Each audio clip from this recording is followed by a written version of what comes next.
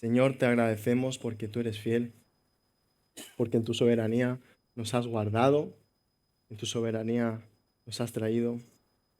Gracias porque siempre nos guardas, siempre cumples tu palabra, siempre, Señor. No hay momento en el cual no estamos dentro de tu soberanía, de tu cuidado, de tu bondad.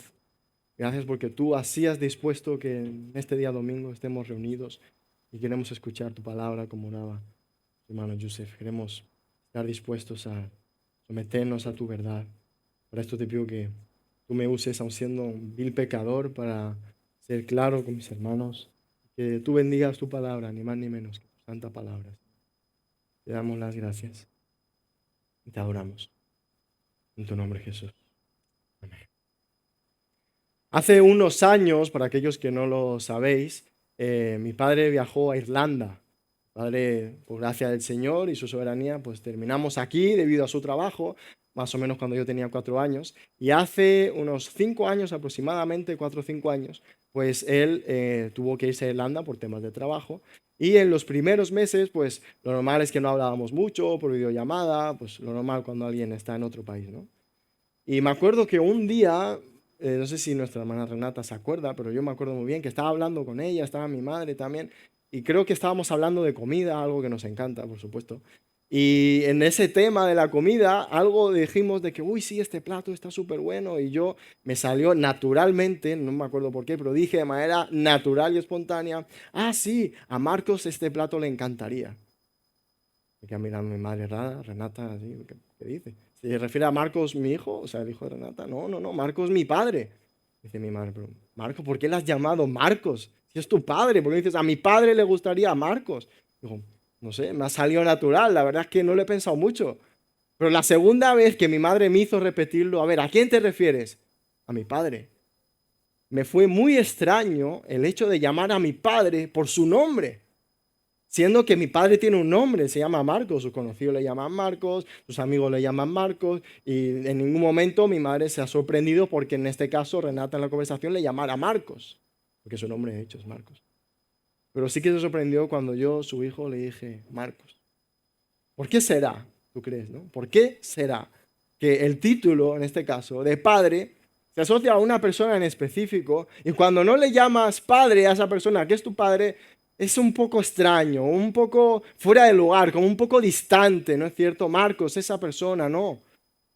En este caso yo pues me equivoqué, la verdad, tenía que haberle llamado a mi padre y siempre trato de llamarle a mi padre porque es lo que me sale natural, pero en ese momento le llamé Marcos, que no deja de ser cierto que su nombre es Marcos, pero no es el título apropiado o correcto que debería haber usado.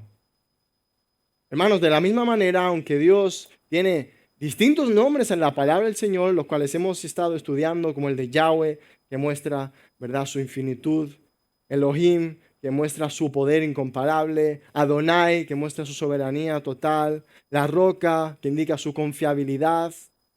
Tiene distintos nombres, pero el título más especial, más íntimo y más cercano que tiene nuestro Dios revelado en la palabra es el de Padre. Es el de Padre. Y hoy vamos a estudiar acerca de este nombre, mis hermanos, terminando este ciclo, ¿verdad?, de predicaciones acerca de los nombres de Dios. Y vamos a estudiar el título de Padre, de Dios como Padre. Por eso mismo, te invito, mi hermano, a abrir la palabra del Señor, primeramente en Deuteronomio 32, porque en el día de hoy vamos a estudiar, vamos a analizar dos realidades que te afectan de que Dios sea el Padre. Dos realidades que te afectan de que Dios sea el Padre. La primera realidad la veremos en este pasaje de Deuteronomio 32, del 1 al 6, respondiendo a esta pregunta de que si Dios es Padre y se le atribuye el título de Padre, ¿Dios es el Padre de todos? ¿Dios será el Padre de todos? Porque Dios es Padre, ¿no es cierto? Pero ¿será el Padre de todo ser humano? Bueno, vamos a leer en primer lugar Deuteronomio 32, del 1 al 6, que es la primera parte de la palabra del Señor, donde aparece este título de Dios como Padre. Dice así el Deuteronomio 32, versículo 1. Escuchad, cielos, y hablaré, y oiga la tierra los dichos de mi boca. Goteará como la lluvia mi enseñanza, destilará como el rocío mi razonamiento, como la llovizna sobre la grana y como las gotas sobre la hierba. Porque el nombre de Jehová proclamaré. Engrandeced a nuestro Dios. Él es la roca cuya obra es perfecta, porque todos sus caminos son rectitud. Dios de verdad y sin ninguna iniquidad en él.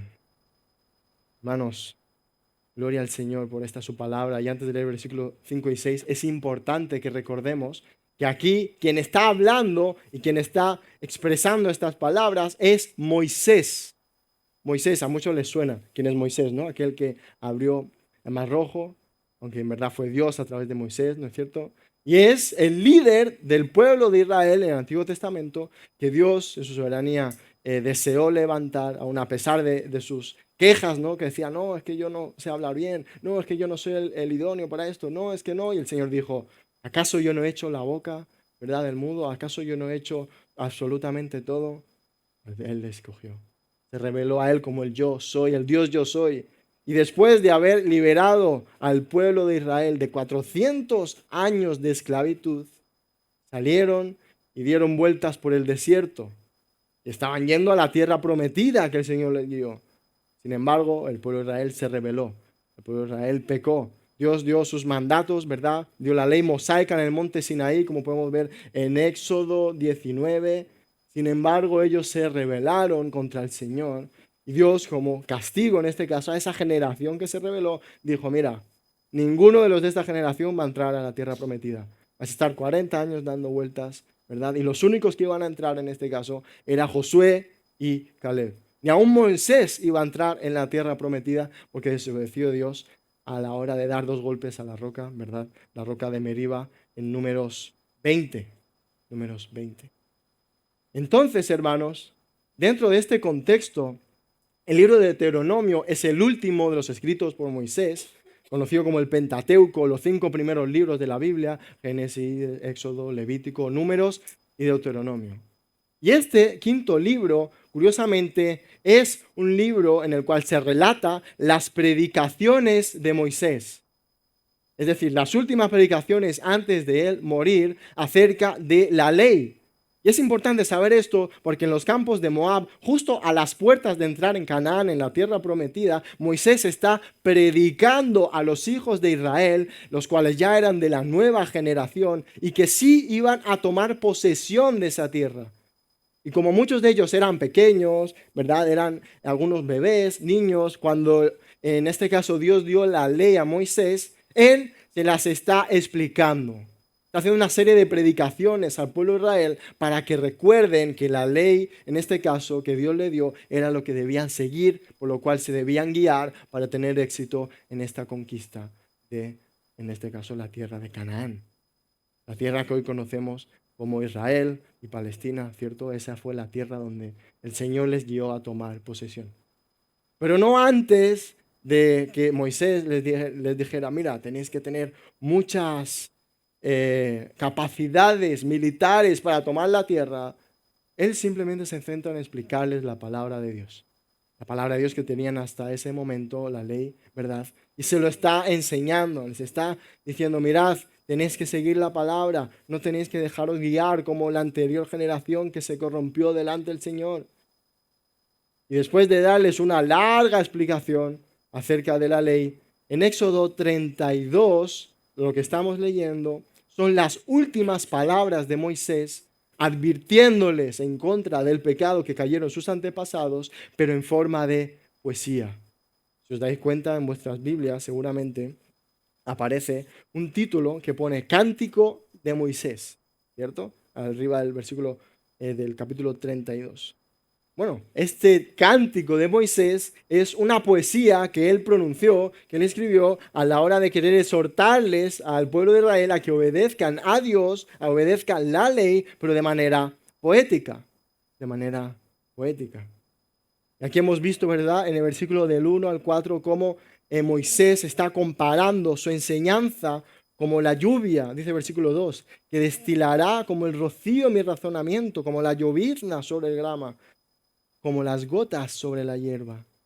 Está comparando algo sumamente necesario como la lluvia y el agua a las palabras que él va a pronunciar. Mira, así como la lluvia gotea y da, en este caso, nutrientes a la tierra para que crezca las plantas, los árboles y todo lo demás, de la misma manera, la palabra que él estaba en este caso enseñando iba a destilar de la misma manera al pueblo de Israel. Les llama la atención, ¿verdad? Le dice, escuchad cielos y hablaré, escuchad todos porque esto es importante. Es importante lo que aquí Moisés está diciendo porque son sus últimas palabras. No sé si habéis tenido algún ser querido, algún familiar en la UCI ya en sus últimos momentos, pero es muy curioso cuando en esos últimos momentos es bien especial y bien importante tener atención a lo que va a decir esa persona, porque son sus últimos alientos de vida. Y en esos últimos alientos va a decir cosas que tal vez nunca te haya dicho, o va a decir cosas que él considera de manera sumamente relevante porque son las últimas que va a pronunciar. De la misma manera, estas siendo las últimas palabras que Moisés está pronunciando al pueblo de Israel, con el cual ha tenido tantas alegrías y tristezas, tantas batallas, ¿verdad? Les está exhortando y les está diciendo en el versículo 4, Él es la roca. Nunca os olvidéis que Dios es la roca, título que ya estudiamos, ¿verdad? La vez anterior acerca del Señor, cuya obra es perfecta, porque todos sus caminos son rectitud. Dios de verdad y sin ninguna iniquidad en él. Es justo y recto. Moisés declara, ¿verdad? Usa esta metáfora de Dios como la roca para referirse a que Dios es alguien confiable, alguien que no cambia y siendo su atributo verdad y sin ninguna iniquidad, Dios no cambia y no peca. Porque si Él es perfecto, Él no peca. Sin embargo, los que pecan son sus hijos, como dice el versículo 5 y 6. Dice así, la corrupción no es suya, es decir, la corrupción no es de Dios. ¿De quién es? De sus hijos es la mancha. Generación torcida y perversa. ¿Así pagáis a Jehová, pueblo loco e ignorante? ¿No es Él tu Padre que te creó? Él te hizo y te estableció. Moisés es claro a la hora de exhortar al pueblo de Israel y les dice en el versículo 5, a ver, tenéis que recordar que la corrupción no es del Señor. Cuando cayeron el pueblo de Israel, ¿verdad? Haciendo todo tipo de idolatrías, cuando Moisés estaba bajando con la ley, fue porque ellos mismos pecaron. Dios no les incitó a pecar. Dios dice la palabra de Dios en Santiago que Él no tienta a nadie, sino que cada uno es tentado cuando es seducido por su propia concupiscencia. Esto es su propia pasión. Y así como la corrupción no es suya, es de sus hijos. Es decir, de aquellos seres humanos, ¿verdad? Nosotros incluidos, no solo el pueblo de Israel. Está en ellas, en ellos, esa corrupción. Que son una generación torcida y perversa, dice Moisés. Y ahora en el versículo 6 hace una pregunta retórica, dos preguntas retóricas más bien, para hacerles reflexionar a este pueblo que va a entrar a conquistar la tierra Canaán acerca de que si hicieron bien o no tan bien sus antepasados. Dice, ¿así pagáis a Jehová, pueblo loco e ignorante? Es decir, así le retribuyes a Jehová siéndole infiel después de que te ha sacado de la esclavitud de Egipto, después de que ha abierto el mar rojo, después que te ha dado maná en el desierto, después que te ha alimentado con codornices, después que te ha cubierto del sol con una nube y te pone una columna de fuego en la noche. ¿Así pagáis a Jehová? ¿En serio? ¿Eso es lo que se merece Jehová? ¿Que le seáis infiel? ¿Así pagáis a Jehová? Pueblo loco, dice, e ignorante. La segunda pregunta retórica en la cual nos queremos centrar debido al título que usa Moisés es, ¿no es Él, Dios, tu Padre que te creó? ¿No es Él tu Padre que te creó? ¿Así tratas a tu Padre Israel? ¿Así tratas a tu Padre? Sin embargo, ¿qué significa que Dios sea Padre? Podemos tener tristemente una concepción un poco equivocada de lo que es Padre. Podemos tener una concepción un poco distorsionada debido no solo a la sociedad, sino tal vez a la mala experiencia que pueda haber tenido alguno. Pero ¿a qué se refiere Moisés cuando dice que Dios es tu Padre? Dios es tu Padre. Bueno, aquí la palabra que usa Moisés es Ab, y es el término hebreo que se usa comúnmente para hacer referencia a un padre o a un ancestro. Sin embargo, también tiene la connotación de un fundador o alguien que inicia algo. Y fijaos cómo lo define un diccionario bíblico que dice: Ab es un título de Dios como el progenitor y creador de personas con las cuales se relaciona. Interesante. Y este término se asocia en el Antiguo Testamento y en el Nuevo Testamento con la primera persona de la Trinidad.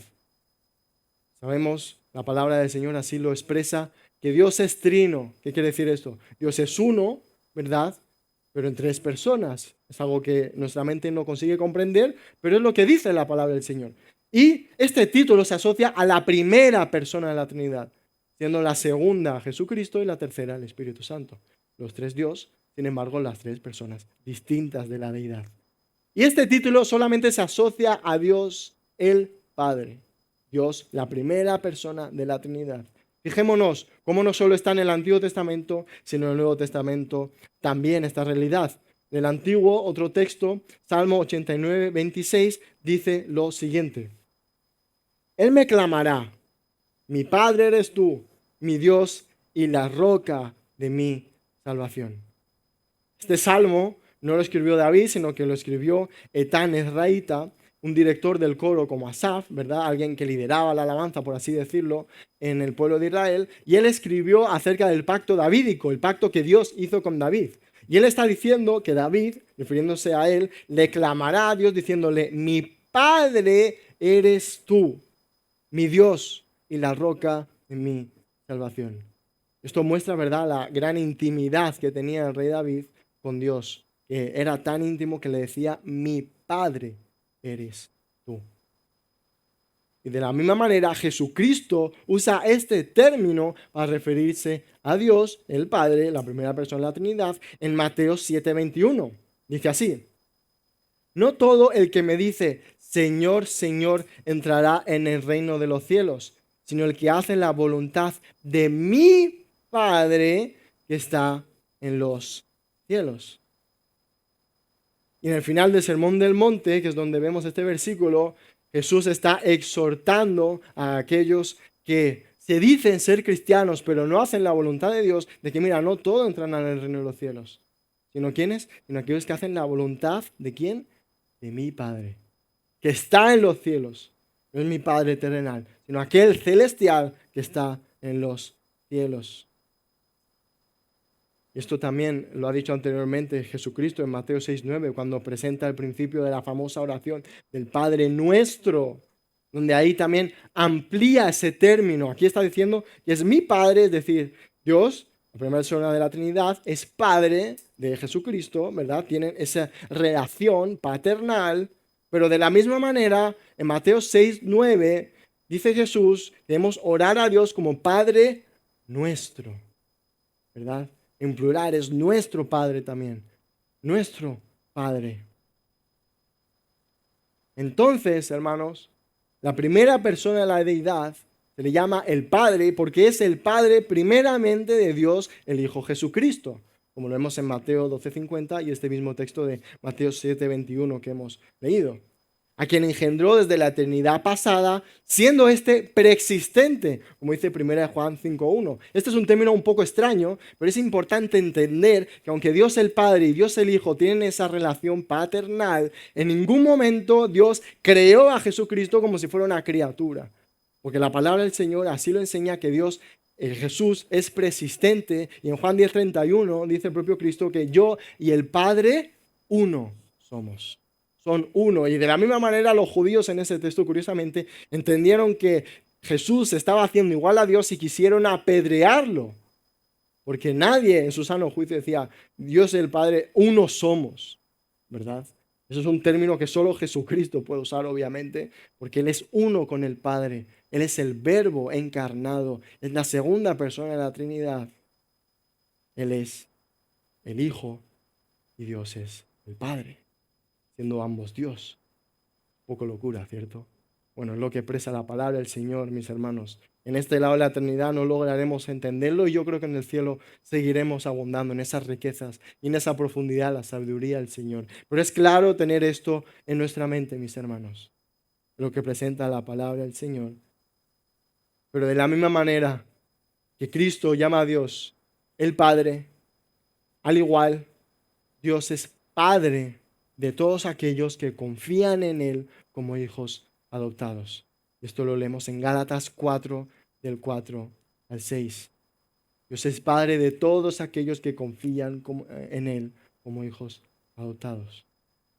Fijémonos cómo lo define John MacArthur, gran predicador y escritor bíblico, gran teólogo. Dice: Padre es un nombre eterno que indica que nunca ha habido un momento en que la primera persona de la Trinidad no fuera padre de la segunda, su Hijo unigénito. Como Padre no engendrado, la primera persona de la deidad es la eterna causa en todas sus relaciones y obras. Entonces, hermano, este título de Padre lo podemos definir de la siguiente manera también, siendo un título que se asocia con la primera persona de la Trinidad, como estamos explicando, el cual indica que Dios es el fundador y cuidador de todas las cosas, añadiendo una relación de parentesco familiar entre ambos. No un parentesco familiar sanguíneo, pero sí espiritual y sí de fundador. Por ejemplo, se le suele denominar a Hipócrates como el padre de la medicina, ¿verdad? Un griego que en este caso tuvo la iniciativa de crear la disciplina de la medicina, los primeros términos hipocráticos, ¿verdad? De cuidar a la otra persona, siempre intentar salvarla, etcétera. Términos que aún a día de hoy los médicos suelen recitar y en este caso declarar cierta lealtad, ¿verdad? A seguir estos términos hipocráticos. Bueno, pero se le llama a Hipócrates el padre de la medicina porque es el fundador de la medicina. Literalmente no es el padre físico de todos los médicos, eso es imposible, murió hace miles de años. De la misma manera que Galileo Galilei se le llama como el padre de la ciencia moderna. Pero eso no significa que él sea el padre literalmente de todos los científicos. Simplemente es el fundador, aquel que dio inicio a esta disciplina. Pero no nos confundamos. Hipócrates es el padre de la medicina y Galileo Galilei de la ciencia moderna, no al contrario, porque cada uno ha fundado estas distintas disciplinas. Pero de la misma manera, estamos viendo como Dios es el padre de su pueblo, en este caso de Israel, porque Él fundó a ese pueblo, Él fue el que lo salvó, y no solo al pueblo de Israel, sino también a su iglesia. Dios es padre de su pueblo, contando a la iglesia, ¿verdad? Él es padre de aquellos a los cuales ha escogido, ha salvado y ha fundado, ha instituido, ¿verdad? Como parte de su reino, de su pueblo. Pero Dios no es padre de todos. Porque aquí, si leemos cuidadosamente, en el versículo 6, ¿qué dice Moisés? Dice Moisés, ¿no es Él tu padre? Aquí está usando un término muy específico. No está diciendo, ¿no es Él padre de todas las naciones? No. Está diciendo, ¿no es Él tu padre? ¿No es Él tu padre? Haciendo referencia a que Dios tiene una relación exclusiva de parentesco y pertenencia al pueblo de Israel que no tenía con las demás naciones. De ahí que Moisés estuviera todo este libro, ¿verdad?, predicando a los hijos de Israel para que se acuerden que Dios es su padre y como su padre ellos deben comportarse como sus hijos. Deben ser un pueblo especial y apartado para mostrar la gloria del Señor a las otras naciones.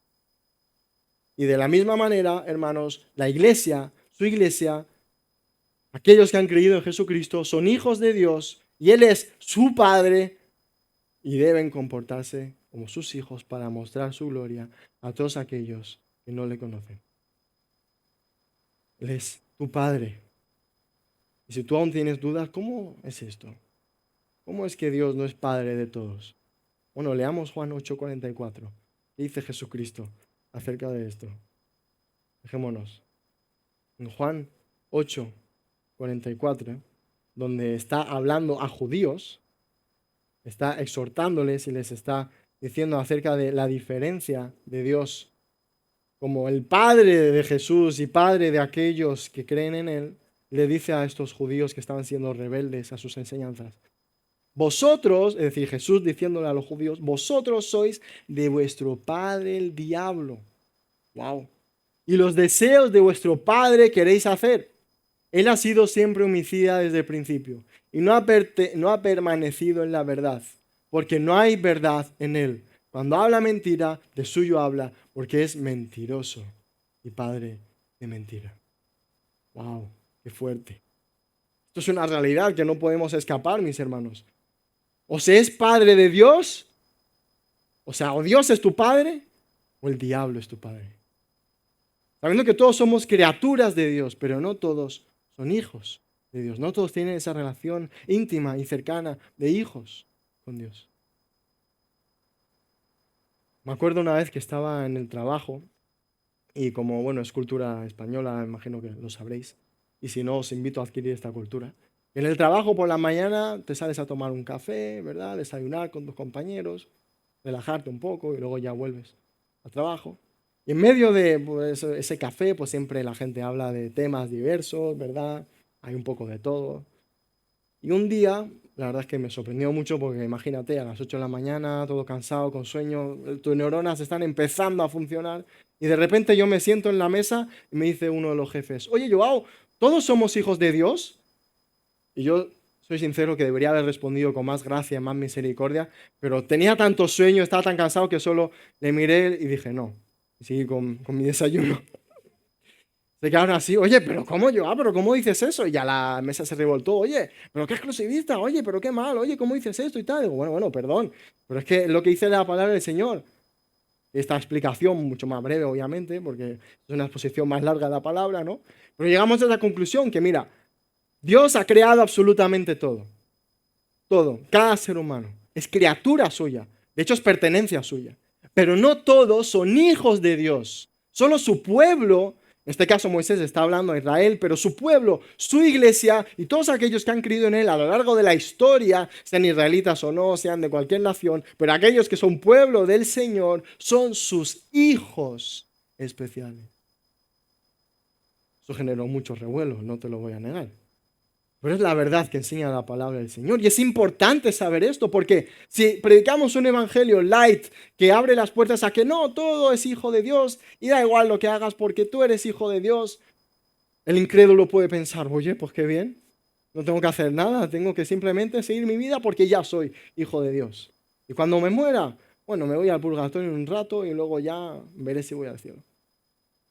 No, mis hermanos, eso no es lo que enseña la palabra del Señor.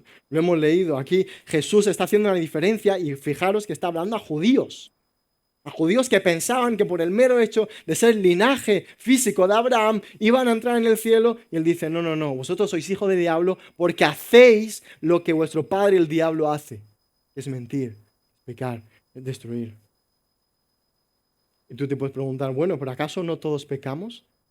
Así es, mi hermano, todos pecamos. Y todos, hasta que no llegamos a los pies de Cristo, hasta que no confías en Jesús como tu Señor y Salvador, eres hijo del diablo. Y estás en la misma condenación que el diablo, que es el infierno. Pero Dios es tan bueno que ha decidido acercarse, ha decidido entregar a su Hijo para comprar a un pueblo, para que todo aquel que cree en Él, dice Juan 3:16, famoso versículo, no se pierda, mas tenga vida eterna y pueda ser llamado hijo de Dios. Eso no significa que todo hijo de Dios sea perfecto y no peque, ¿no? Pero cuando eso ocurra, el Señor, como Padre amoroso, lo disciplina. Y eso lo leemos en Hebreos 12, del 6 al 8. Fijémonos. Dice Hebreos 12, del 6 al 8. Porque el Señor al que ama, disciplina. Y azota a todo el que recibe por hijo. Si soportáis la disciplina, Dios os trata como a hijos. Porque ¿Qué hijo es aquel a quien el Padre no disciplina? Pero si se os deja sin disciplina, de la cual todos han sido participantes, entonces sois bastardos y no hijos. Hermanos, otra señal crucial de que Dios es Padre de su pueblo es que Dios disciplina a su pueblo. Dios santifica a su pueblo. Dios hace pasar por dificultades, por pruebas a su pueblo para guiarlos de nuevo a Él, para corregirlos de la maldad y para mostrarles que Él es su Padre, que los ama. Porque aquí dice el texto claramente, ¿no? El que ama, disciplina. El Señor como ama, disciplina. Amén. A veces no damos amén, ¿verdad? Por esa verdad. Esa duele un poco más, esa cuesta un poco más. Pero gloria a Dios por la disciplina, porque eso muestra que eres parte del pueblo de Dios, mis hermanos. Aunque todos somos criaturas de Dios, no todos somos hijos de Dios. No, no todos podemos decir, así como Moisés en Deuteronomio 32:6, que Dios es tu Padre. Entonces, tú te puedes preguntar, ¿cómo yo sé que Dios es mi Padre? Y yo soy su hijo. ¿Cómo lo sabes? ¿Cómo puedes tener esa certeza absoluta de que Dios es tu Padre y tú eres su hijo y puedes estar tranquilo, que pase lo que pase, tú eres su hijo y Él es tu Padre? Romanos 8, del 14 al 15 nos da esta respuesta. Y recordemos, hermanos, mientras buscas ese precioso pasaje de la palabra del Señor, que estamos estudiando dos realidades de Dios como Padre que te afectan. Dos realidades de Dios como tu Padre que te afectan. Y la primera realidad que acabamos de estudiar es que Dios es Padre únicamente de sus hijos. Esto es lo que hemos visto en Deuteronomio 32, del 1 al 6, y los diversos pasajes que hemos estudiado, que Dios es Padre únicamente de sus hijos. Y ahora en este texto de Romanos 8, del 14 al 15, veremos la segunda realidad que te afecta de que Dios sea el Padre, y esta es que Dios es tu Padre si eres guiado por su Espíritu.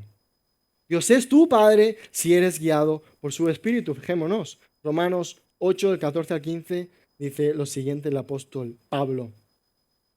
Porque todos los que son guiados por el Espíritu de Dios, estos son hijos de Dios. Pues no habéis recibido el espíritu de esclavitud para estar otra vez en temor, sino que habéis recibido el espíritu de adopción por el cual clamamos, Abba, Padre. Hermanos, esta carta es una carta muy profunda del apóstol Pablo, la cual escribió alrededor del 56 después de Cristo a una iglesia que se encontraba en la ciudad de Roma, la ciudad que hoy conocemos como Roma. En esa época ya era grande, ¿verdad? Para lo que, el tamaño de las ciudades que había, teniendo alrededor de 1 millón de habitantes.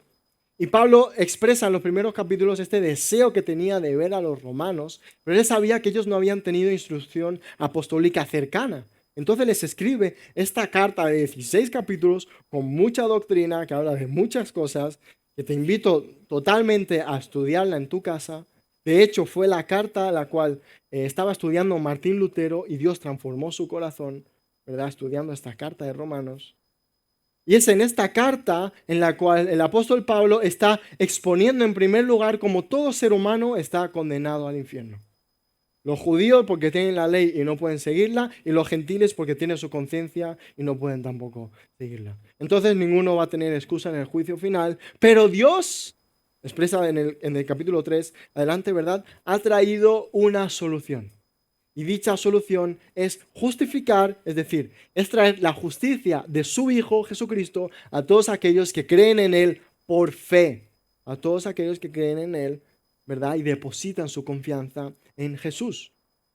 Entonces, aquí está diciendo en los capítulos del 6 al 8 cómo esa justificación, esa salvación se evidencia en la vida de aquellos que han obtenido, ¿verdad? Que han creído en Jesús, en que esas personas son cada vez más santas.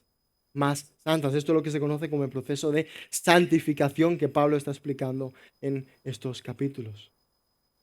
Por eso mismo, en el principio del capítulo 8, dice que ya no hay condenación para aquellos que están en Cristo.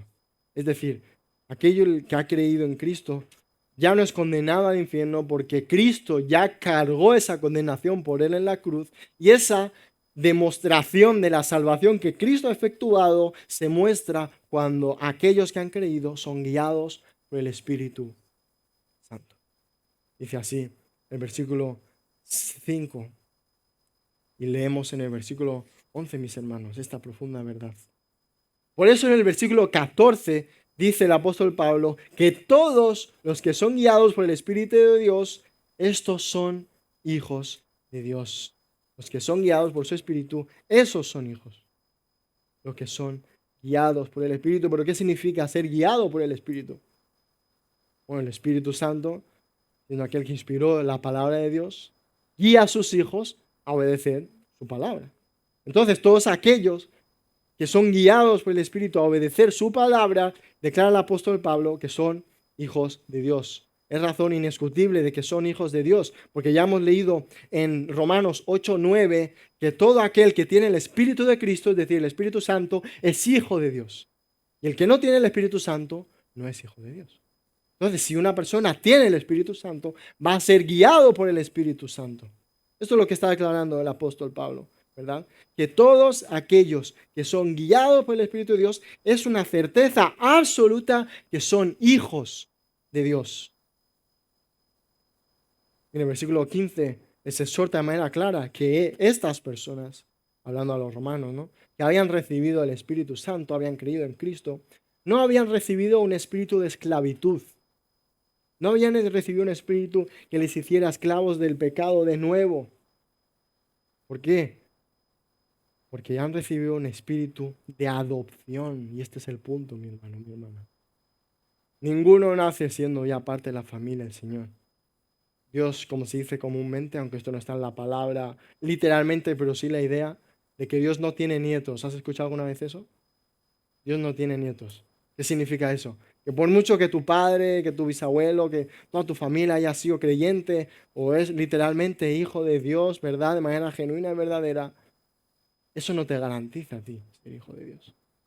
Lo que te garantiza y te da seguridad de salvación es que si tú has creído en Cristo y ves evidencia en tu vida de que el Espíritu de Dios te guía, el apóstol Pablo dice, estos son hijos de Dios, porque estos han recibido un espíritu de adopción. Ahí pasas a ser adoptado a la familia de Dios. Como no nacemos ya hijos de Dios, el Señor lo que hace es que nos adopta.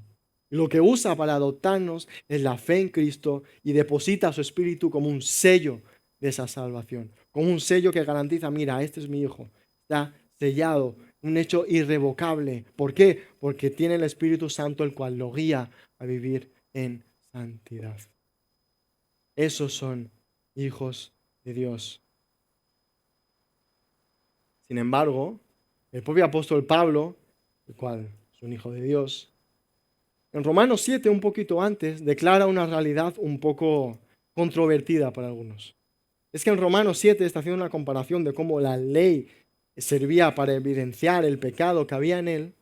Él muestra que en su carne él se ha dado cuenta de que hay dos leyes que combaten todo el rato. La primera ley es la ley de la carne, del pecado, y la segunda ley del espíritu, ¿verdad? Y él decía que una especie de trabalenguas, podéis leerlo en Romanos 7, de que él no hace lo que quiere, sino lo que no quiere, eso hace. ¿Qué significa eso? Él quiere vivir en santidad, en su espíritu. Señor, yo quiero servirte, quiero hacer tu voluntad. Sin embargo, él, siendo un apóstol, se daba cuenta que pecaba aún así. Pecaba aún así. Él se denomina a sí mismo en el final del capítulo como miserable de mí. ¿Quién me librará de este cuerpo de muerte? Pero en el último capítulo del del capítulo 7, da gracias a Jesucristo, quien es el que lo libra de ese cuerpo de muerte. Y muestra la realidad que incluso los hijos de Dios a veces pecan. A veces por decir que todos los días, ¿verdad? A veces por decir que cada segundo cuando no amamos a nuestro Dios como deberíamos amarlo. Como no amamos a nuestro prójimo como deberíamos amarlo. Entonces, ¿qué diferencia hay si un hijo de Dios peca y alguien que es incrédulo también? Bueno, un hijo de Dios es guiado por el Espíritu Santo a la obra que el propio Espíritu hace, que es el arrepentimiento, ¿verdad? Esa obra, esa convicción de arrepentimiento, de justicia y de juicio, es lo que muestra que ese hijo de Dios Se arrepiente cuando peca y busca mejorar, busca en Dios, en Cristo, la santidad. Esa es la diferencia, mi hermano, la única diferencia entre un hijo de Dios y el hijo del diablo. Es que el hijo de Dios reconoce que es pecador, lo reconoce, sabe que es pecador, sabe de la inmundicia que hay en su corazón y cada día se arrepiente delante de Dios porque ha recibido un espíritu de adopción. Y ese espíritu de adopción, cuando tú pecas, dice también el apóstol Pablo en Corintios, que se constriñe, se contrista, es decir, se pone triste, ¿verdad? Como se pone triste, tú te das cuenta en el instante de pecado. Y hay dos opciones, o te resistes y el Espíritu Santo sigue ahí, oye, arrepiéntete, busca al Señor, y tú te resistes, o haces como el rey David, el cual era llamado, ¿verdad? Un hombre conforme al corazón de Dios, no porque fuera perfecto, sino porque buscaba a Dios en ese momento de dificultad. En ese momento que pecaba, él buscaba al Señor en arrepentimiento. A veces tardaba un poco más, como en el caso de Betsabé, a veces un poco menos. Pero la evidencia es esta, que un hijo de Dios verdadero se arrepiente, busca al Señor. Hace un tiempo hubo un ejemplo de esto que vimos en un predicador, el cual hemos estudiado algunos libros suyos en Berea, en el seminario que estamos estudiando, que se llama Steven Lawson. Y no para ventilar la vida de este hermano, sino que fue un hecho que fue público debido a su connotación, de que él tuvo como una serie de aventuras, no fue un adulterio físico, pero sí que le fue infiel a su mujer, hasta donde se sabe, con otra persona, ¿verdad? Siendo ya un hombre mayor de 70 años más o menos. Y fue un hecho que impactó a todos, diciendo, wow, ¿cómo es posible, no? Que un predicador que ha bendecido a tanta gente haya caído en este pecado. Y muchos pusieron en duda su salvación, y es normal. Oye, si Jesús nos dice que por sus frutos los conoceréis, y acaba de tener un fruto, la verdad es que muy duro, ¿verdad?, de adulterio, hay que ponerlo en duda.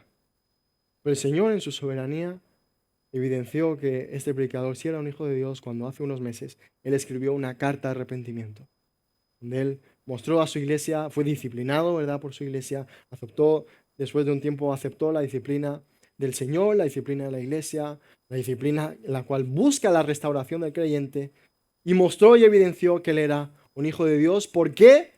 Porque fue guiado por el Espíritu de Dios al arrepentimiento. Al arrepentimiento. Y esto es clave, mi hermano. Esto es clave. Porque solo aquellos que son guiados por el Espíritu Santo, solo aquellos que son guiados por el Espíritu de Cristo al arrepentimiento y a la santidad, pueden decir, así como el apóstol Pablo en el final del versículo 15, clamamos, Abba, Padre. Abba, Padre. Hermano, ¿qué significa Abba? Te puedes preguntar tú. ¿Os acordáis? Hemos dicho que el primer término usado en el Antiguo Testamento para hacer referencia a Dios como el Padre es Ab, Abé. Este es lo mismo, pero al contrario, ¿verdad? Es Abé más una BA, Abba. Significa lo mismo, pero ya no es hebreo, sino que es un término arameo. Pero es un título que curiosamente en el Nuevo Testamento solamente se usa para referirse a Dios. Es un título que Jesucristo pronunció en su momento más difícil, ¿verdad?, antes de ser entregado a ser crucificado. En Marcos 14:36, cuando dijo Jesucristo, Abba, Padre, todas las cosas son posibles para ti. Aparta de mí esta copa, mas no lo que yo quiero, sino lo que tú. Este es un término muy cercano para referirse a padre. No es solo padre, sino algo así como papá.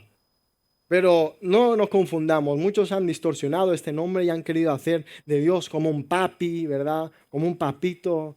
Esto no es la realidad que la palabra del Señor presenta. Siendo Él un padre cercano, Él no es un papi buenachón que, bueno, hace pasar las ofensas, le da igual todo, sino como hemos leído en Hebreos 12 anteriormente, Dios al que ama, disciplina.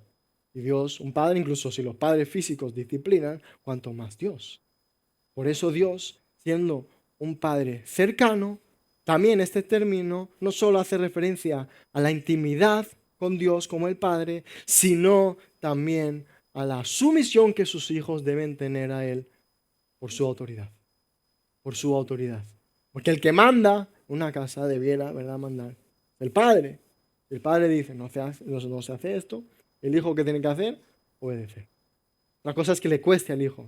Es normal, a nosotros los primeros, ¿verdad? Nos cuesta obedecer al Padre Celestial. Pero El Padre es claro en su palabra y como hijos suyos, si has creído en Cristo, has de obedecer a Dios, como tu Padre. Pero no solo eso, mi hermano, has de tener una relación cercana también con Él, porque Él es tu Padre. Y mediante vas teniendo esta relación cercana con Él, evidencias que eres salvado, no por las obras, sino que esas obras evidencia que has sido salvado por la fe, porque eres guiado por el Espíritu Santo. Y el Espíritu Santo te guía a vivir cada vez más en santidad. Y eso te va a hacer más parecido a Dios, más parecido a tu Padre. Algo que me dicen mucho, y de verdad que me pasa un montón, incluso ayer me pasó, es que cada vez que viene mi padre y la gente nos ve juntos, me dicen las mismas palabras. Oye, ¿cuánto te pareces a tu padre? Oye, no te hace falta test de ADN, ¿eh? Porque es que eres clavadito a tu padre. Y la verdad es que la gente está muy segura, y yo también, porque es una evidencia, es una realidad que nos parecemos mucho, ¿verdad? Físicamente, el pelo, ¿verdad? Las facciones, nos parecemos bastante. Por eso la gente lo dice, porque tenemos un parecido físico. Incluso a veces a la hora de hablar me confunden y me llaman a mí Marcos, ¿verdad? Y a él le llaman de Joao y es como, ¿por qué? Porque nos parecemos. Hermano, de la misma manera, un hijo de Dios ha de parecerse a Dios.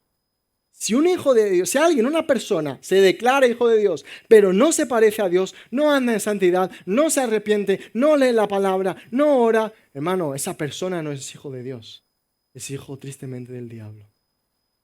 Pero aún esa persona tiene la oportunidad de creer en Cristo y ser hecho hijo de Dios. Hermano, si en el día de hoy tú analizando tu vida te das cuenta, mira, ¿sabes qué? Yo creo que no soy guiado por el Espíritu Santo. Hermano, si realmente hay esa evidencia en tu vida de que no eres hijo de Dios, hoy clama a Dios por perdón, clama a Dios por restauración, hermano. Hoy es el día favorable del Señor en el cual Cristo se entregó, ¿verdad? En la cruz, murió por tus pecados, resucitó al tercer día para que hoy tú puedas decir, al igual que Cristo, que Él es tu Padre, que Dios es tu Padre. Hermano, si Dios no es tu Padre, replantéatelo. Busca a Dios. Él está dispuesto a perdonarte porque Cristo ya pagó esa deuda. Y si tú ya eres hijo de Dios y por su gracia tienes esa evidencia de que, mira, aunque no soy perfecto, veo al Espíritu obrando en mí, santificándome, haciéndome dejar atrás algunos pecados. Gloria a Dios por eso, pero debes tener una relación cercana con Dios como tu Padre. Como tu Padre, a la hora de estudiar la palabra, no te acerques a Él como un Dios distante, como presentan algunas religiones, que es un Dios tirano, que le da igual todo. No, es un Dios cercano, que se importa contigo, que quiere pasar tiempo contigo. Dime, ¿qué padre humano en su sano juicio, porque hay de todo, ¿no? Padre humano en su sano juicio no quiere pasar tiempo con su hijo? No quiere, no sé, sacarle a pasear, hablar con él, hijo, ¿qué tal estás? Hijo, cuéntame, vamos a hacer esto juntos, vamos a jugar. Aunque a veces se cansen los padres porque los hijos son intensos, es normal. Pero ¿qué padre no tiene esa disposición natural? Hermano, si aún un padre terrenal, el cual peca, el cual puede fallar, hace esto, ¿cuánto más tu Dios perfecto, mi hermano? Piensa en el privilegio que Dios te ha dado de que le puedas llamar Padre.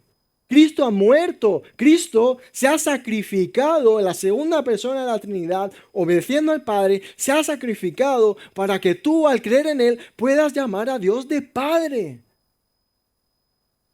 Hermano, eso es un privilegio, porque como hemos estudiado, no todos pueden decir lo mismo. No todos pueden decir, Dios es mi Padre. Solo aquellos que se han arrepentido, creído en Jesucristo, depositado toda su confianza en la segunda persona de la Trinidad, plenamente hombre, plenamente divino, que murió y resucitó por tus pecados, para que al igual que Cristo le llama Padre, tú también puedes llamarle Padre. Tú también puedes llamarle Padre.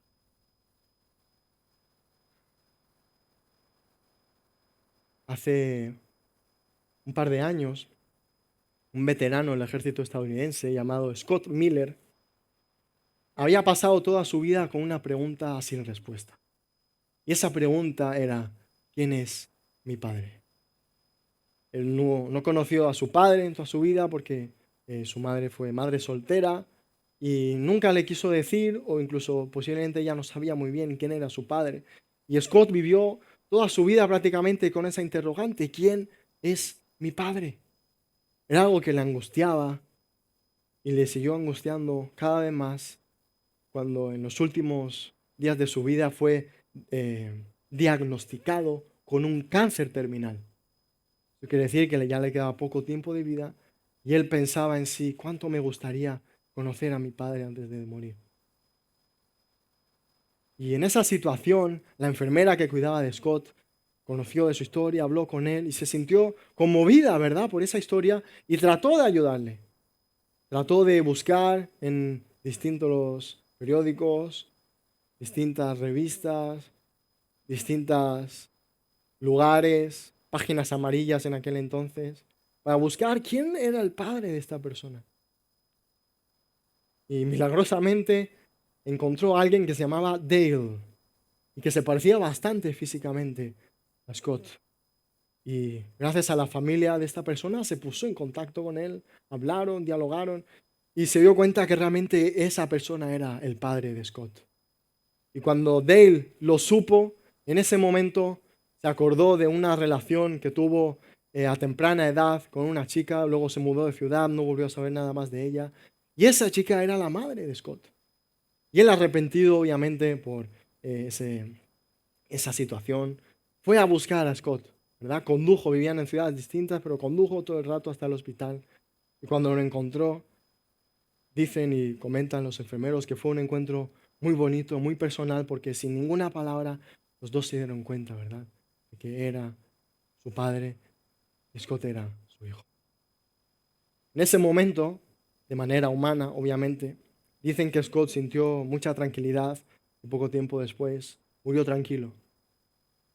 No sabemos si creyó o no en Cristo, pero dicen que murió tranquilo, porque ya sabía quién era su padre. Hermano, de la misma manera, si un padre terrenal te puede dar esa tranquilidad al morir, tú puedes estar tranquilo si te mueres el día de mañana. Puedes estar seguro, en paz, de que si has creído en Cristo, Dios es tu Padre. Y puedes estar tranquilo porque pase lo que pase, tu alma está segura con el Padre. Tu alma está segura en aquel que te ha creado y aquel que hoy mismo, no mañana ni pasado, sino ahora mismo, te está llamando a creer. Sin embargo, por nuestra propia iniciativa somos incapaces. Entonces hemos de clamar al Espíritu Santo, aquel que guía a sus hijos, para que traiga salvación a tu vida y santifique a aquellos que ya por su gracia somos hijos de Dios, a buscarle más, tener más intimidad. Hermanos, imaginaron la mente de Scott, este hombre. ¿Cuánto habrá pensado de cuánto tiempo he perdido sin mi padre? ¿Cuántas cosas podría haber hecho con mi padre? Como un hijo hace: ir al parque, jugar a la pelota, ¿verdad? Hermano, no tengas ese remordimiento a la hora de morir, sino en el día de hoy busca ya a tu padre para que en el día del hecho de tu muerte, el cual es algo seguro para todo ser humano, independientemente de tu edad. Ya hemos visto el caso de este hombre en Estados Unidos, este hermano en Cristo, Charlie Kirk, que de un momento a otro le asesinaron. Puede llegar en cualquier momento, no lo sabemos, el Señor lo sabe. Pero él, estoy seguro, y así lo cuenta su mujer también, estaba tranquilo porque él sabía que Dios era su padre. Hermano, yo te pregunto, ¿tú estás tranquilo sabiendo que Dios es tu padre? ¿O estás intranquilo pensando que tu alma puede ir al infierno? Hermano, medita en esto porque no hay respuesta más importante. Dios es tu Padre si eres guiado por su Espíritu. Y eres guiado por su Espíritu si has creído en Él, si has creído en Jesús, si has creído en su sacrificio perfecto en la cruz, si te has arrepentido de todo corazón. Hermanos, busca a Dios como tu Padre. Y recuerda que hoy hemos estudiado dos realidades que te afectan al Dios ser el Padre. La primera es que Dios es Padre únicamente de sus hijos, como leímos en Deuteronomio 32, del 1 al 6. La segunda realidad es que Dios es tu Padre si eres guiado por su Espíritu, como dice Romanos 8, del 14 al 15. Bueno, recuerda, no eres un huérfano espiritual. Puede ser que hayas tenido malas experiencias con tu Padre terrenal, pero tu Padre celestial no te va a fallar. Él está dispuesto, está con los brazos abiertos a recibirte como su hijo. como su hijo, mi hermano. No eres un huérfano, sino que Dios es tu Padre. Y si aún no lo es, hermano, hoy puede serlo, si crees en Él. Amén, hermanos. Cierra tus ojos, vamos a orar al Señor.